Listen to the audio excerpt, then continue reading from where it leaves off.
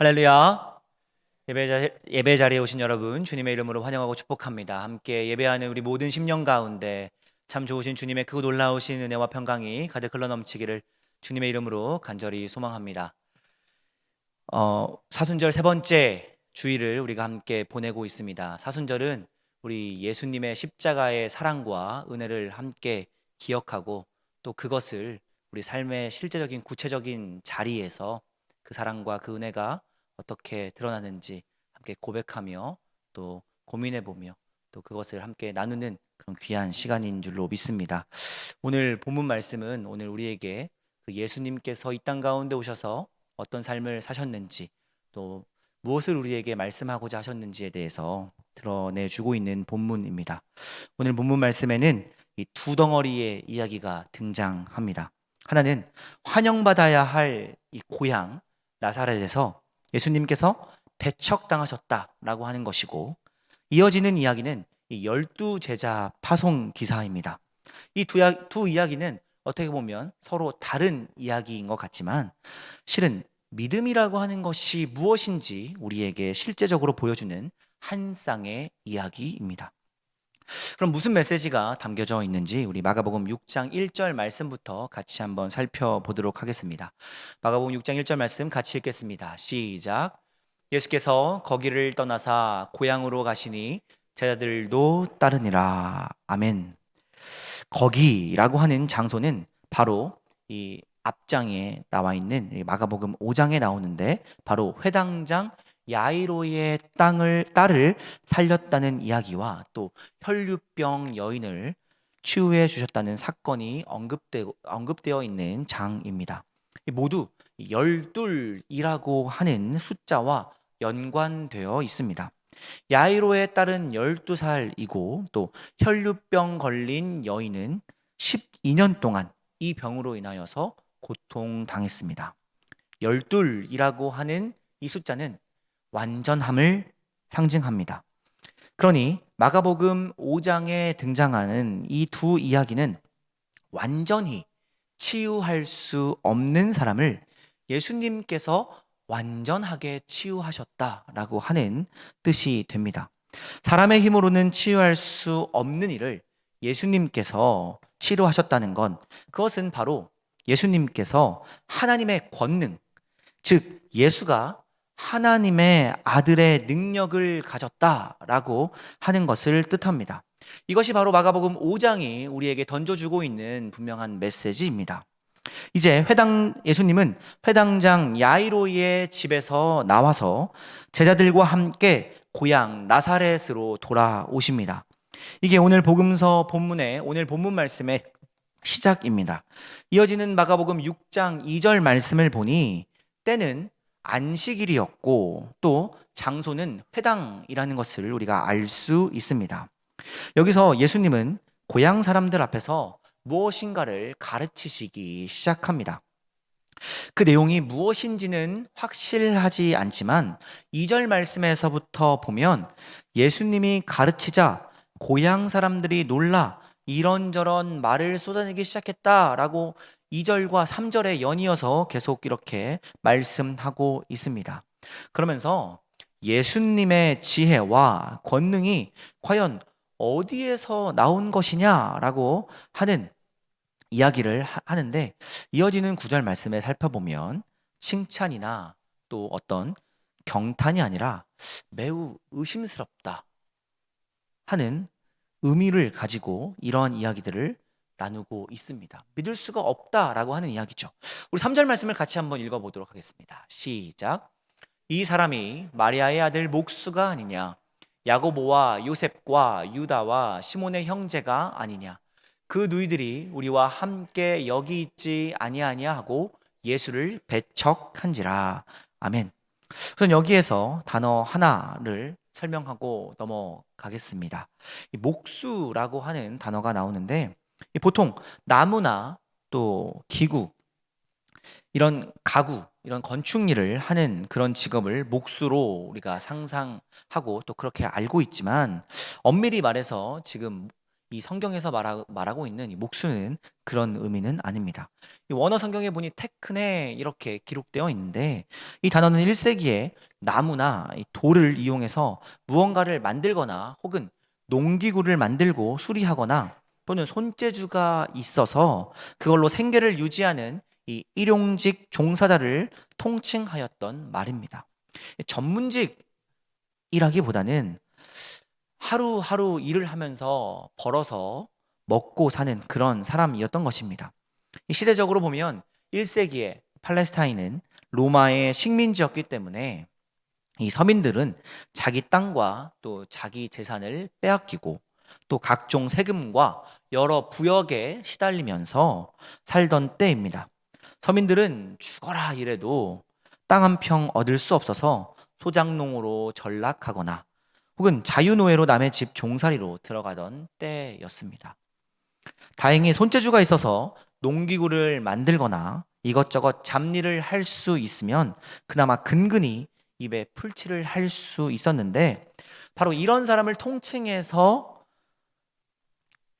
불렀던 이 헬라어 단어가 테크네입니다.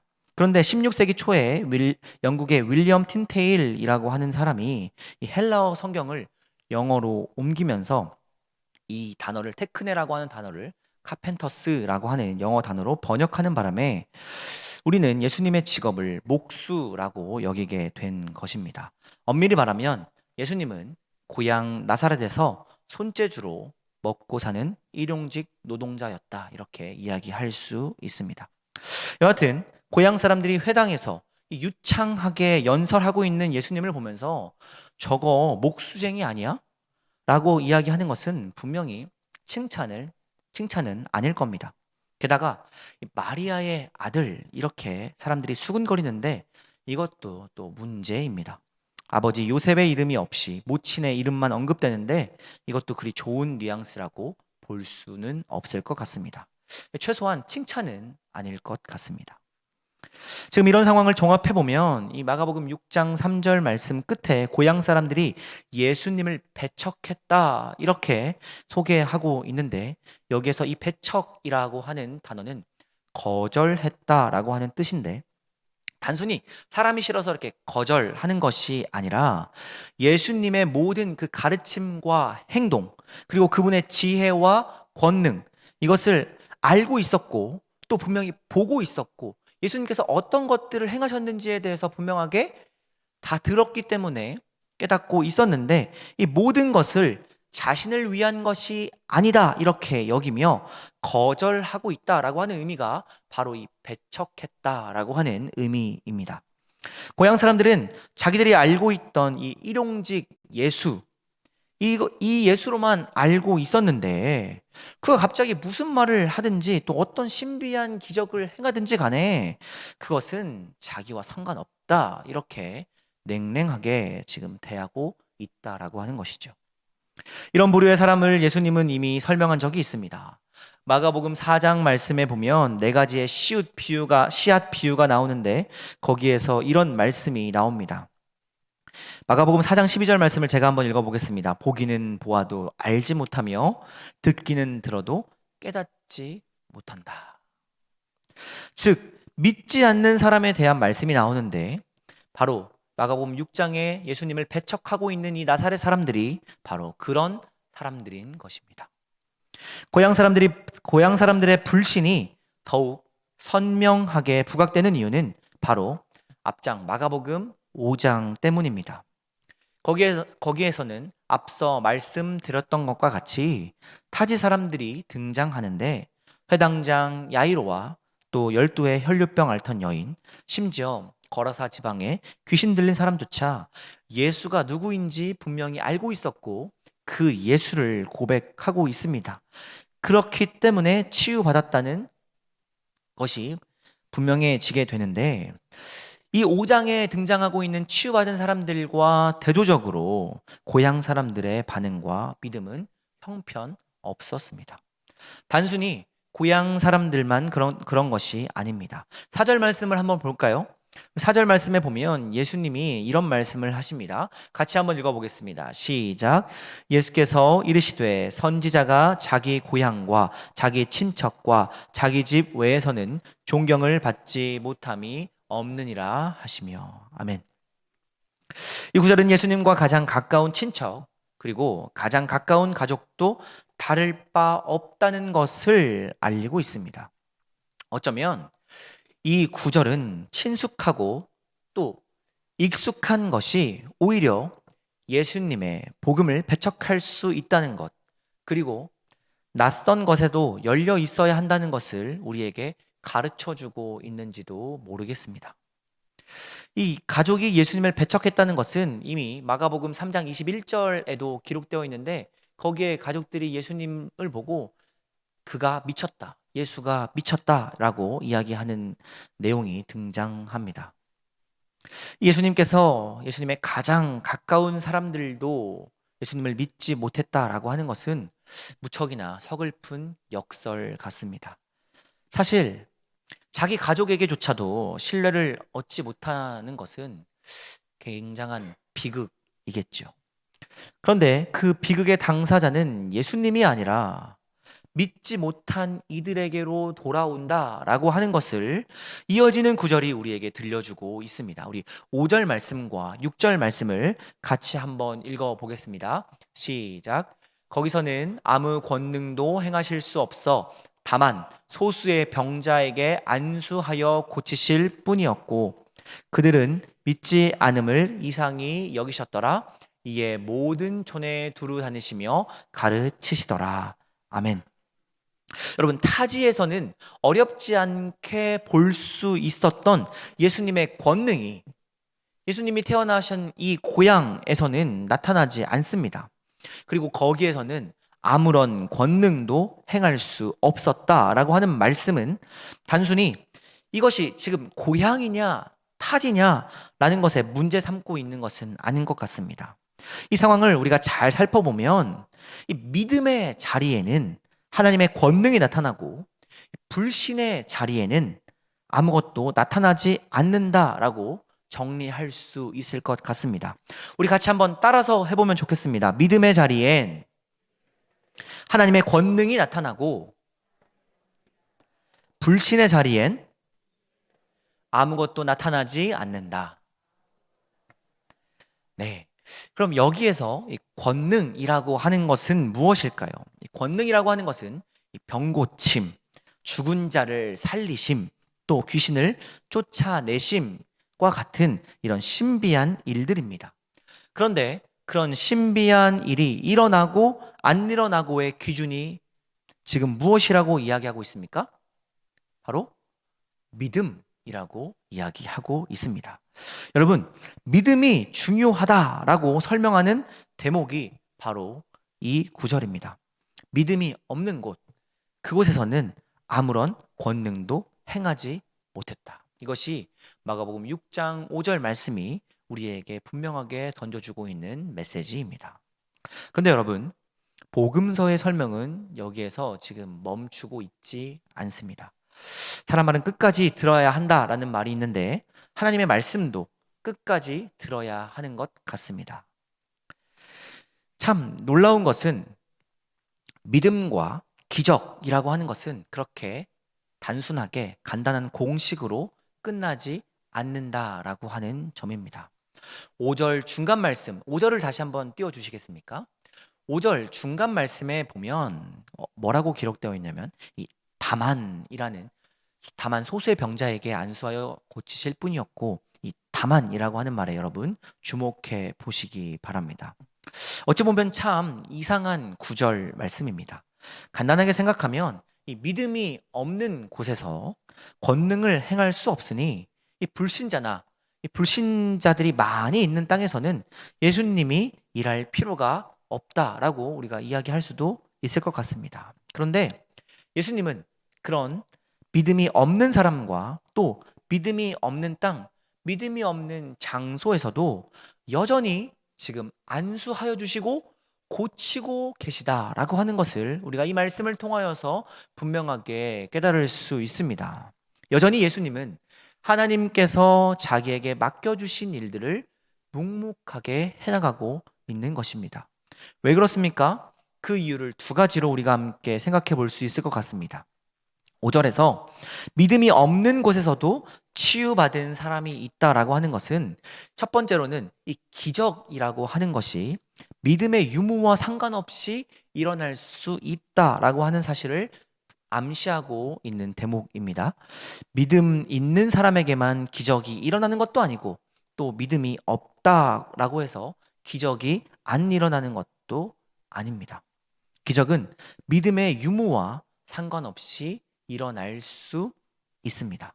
이 두 번째로는 기적 문제보다 더 중요한 것이 있는데 주님은 우리의 신앙이 있고 없고를 떠나서 여전히 당신의 일을 하시는 자비의 주님이라고 하는 사실을 우리에게 분명하게 알려줍니다. 그러니 5절 말씀을 우리가 함께 종합해서 보면 어떤 사람이 신비한 능력으로 치유를 받았다고 해서 그것이 그 사람의 신앙을 보증한다라고 이야기할 수도 없고 반대로 불신자다라고 해서 그 사람에게 꼭 기적이 안 일어난다라고 이야기할 수도 없다라고 하는 것입니다. 다만 치유든 기적이든 우리에게 신비한 일이 일어났다면 우리가 반드시 명심해야 할 일이 있습니다. 그것은 나같이 믿지 못하는 사람을 위해서도 주님은 일하고 계시며 당신의 자비를 베풀고 계시다라고 하는 사실입니다. 그것이 바로 우리 주님의 자비이고 또 값없이 주시는 은총입니다. 여러분 만약에 믿지 않는 사람들에게 이런 주님의 크고 놀라우신 자비와 은총이 베풀어지지 않는다면 그 믿지 않는 사람은 어떻게 주님을 믿을 수가 있을까요? 믿지 않는 땅에 주님의 크고 놀라우신 은총과 그 자비가 행해지지 않는다면 그 땅은 어떻게 구원받을 수 있을까요? 여러분 주님이 일하시는 상황을 다시 한번 돌아봅시다. 주님은 고향과 친척과 가족에게 거절당하고 또 배척당하십니다. 우리식으로 말하자면 뭔가 어떤 일에 성과를 얻어낼 수 있는 환경이 아니다라고 하는 것이죠. 일의 성과를 내기에는 최악의 장소이고 상황이었고 심지어는 적대적이기까지 합니다. 이런 상황 속에서도 주님은 묵묵히 병자를 안수하시고 고치십니다. 그분은 당신에게 지금 맡겨진 그 상황을 탓하고 계시지 않습니다. 이런 예수님의 모습은 에스겔 2장의 말씀을 떠오르게 합니다. 하나님이 에스겔을 선지자로 소명하면서 이렇게 말씀하시죠. 우리 에스겔 2장 3절부터 5절까지의 말씀을 같이 한번 읽어보겠습니다. 시작. 내게 이르시되 인자야 내게 너를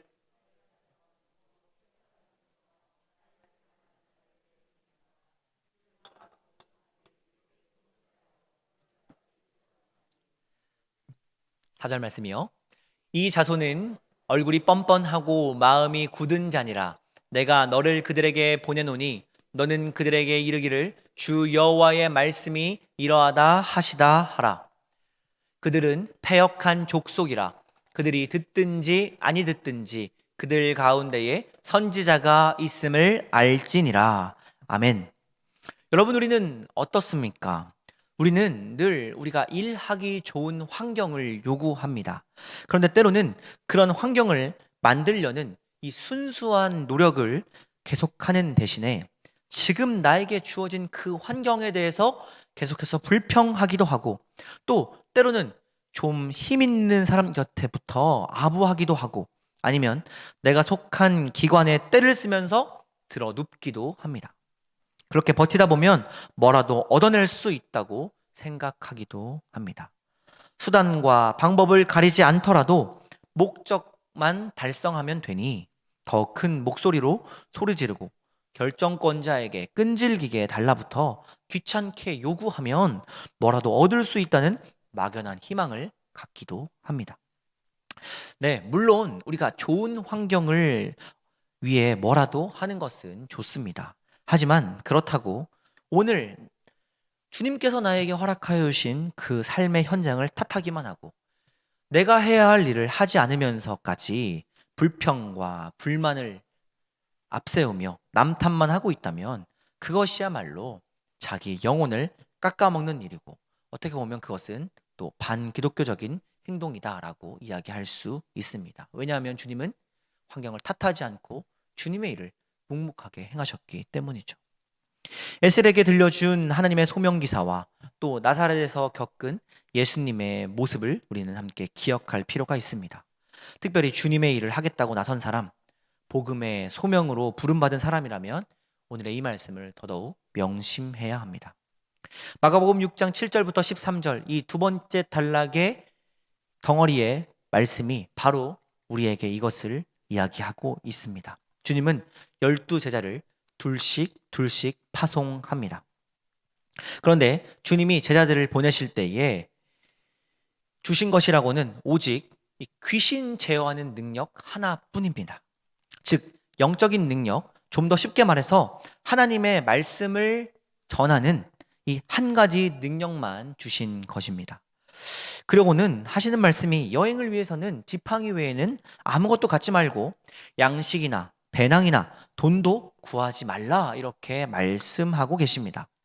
심지어 옷도 2벌 이상 챙기지 말라, 이렇게 말씀하십니다. 문자 그대로 읽으면 어떻게 이런 식으로 주님의 일을 감당하라고 하시는 것인지, 과연 누가 이것을 할 수 있을지 하는 의문마저 듭니다. 그럼에도 불구하고 이 구절의 의미는 분명합니다.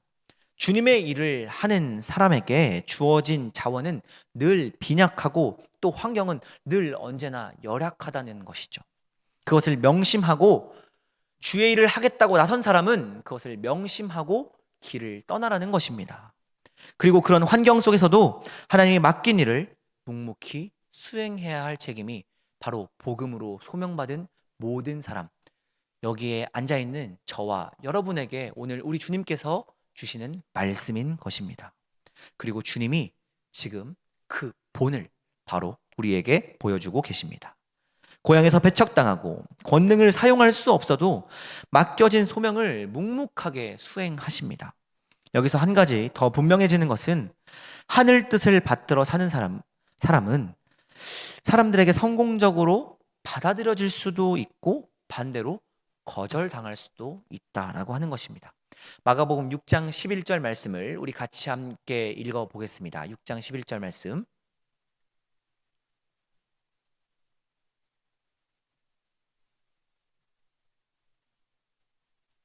네, 같이 읽겠습니다. 시작.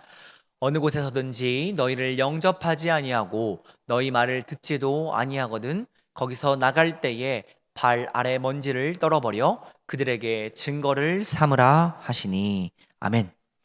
무슨 말씀입니까? 주님의 뜻대로 살 때 거절당하기도 하고 배척당하기도 하고 또 마음 상한 일도 당할 수 있으니 각오하라는 말씀입니다. 그렇다고 해서 실망할 일은 아닙니다.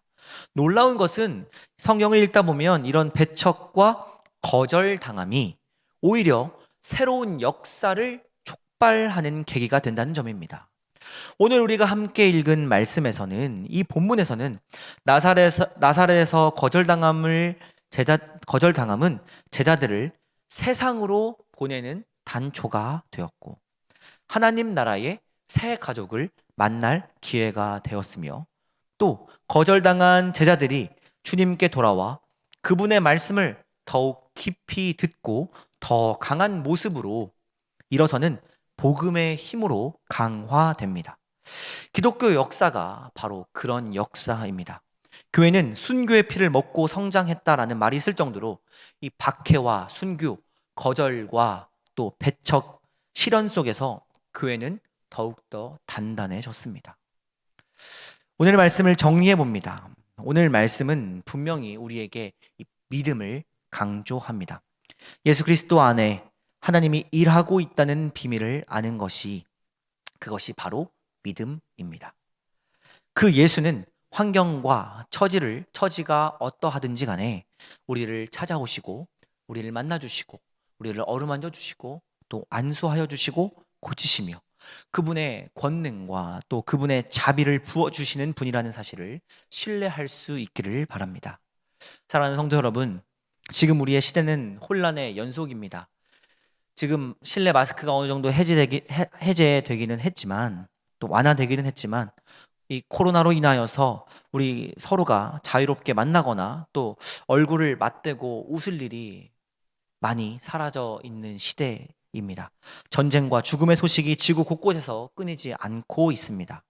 인간의 탐욕이 지구의 환경과 또 생태를 황폐하게 만드는 시대를 우리는 살아가고 있습니다. 우리 주변에서 모두 못 살겠다, 한번 갈아엎어 보자라고 하는 아우성만 가득한 시대를 우리는 살아가고 있습니다. 온통 믿을 수 없는 상황이 천지에 가득합니다. 그러나 이런 때일수록 우리가 의지해야 할 대상은 분명해집니다. 어떤 상황에도 신실하게 일하시며 자비를 베풀어 주시는 예수 그리스도께서 오늘 이 시대 우리 모두와 함께 하실 것입니다. 하나님의 아들 예수 그리스도가 우리의 희망이고 복음의 시작인 이유가 바로 여기에 있습니다. 이 복된 소식이 저와 여러분 그리고 이 땅에 가득하기를 주님의 이름으로 간절히 축원합니다. 기도하겠습니다.